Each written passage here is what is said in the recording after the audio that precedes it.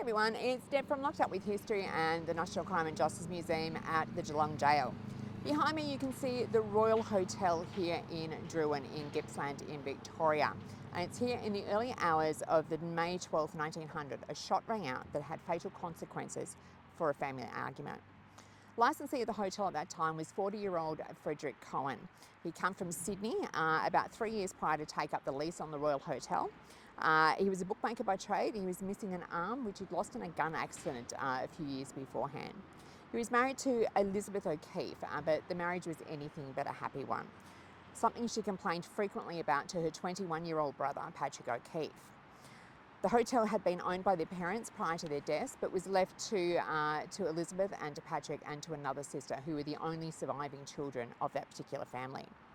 On the night of the murder, Elizabeth and her friend Miss Robinson had been in a parlour when yet another argument broke out between the husband and wife.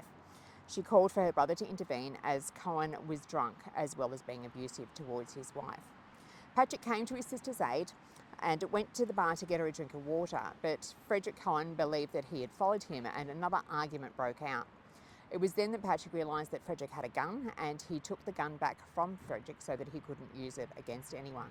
He then went back to the parlour. But Frederick Cohen followed him and another struggle broke out in the doorway. This time the gun would discharge and it would shoot Frederick Cohen in the neck and he would fall to the ground dead. Patrick took himself to the police station and gave himself up, admitting that he had shot his brother-in-law, but he hadn't meant to kill him. At trial, Patrick O'Keefe was charged with murder, but this was downgraded to manslaughter.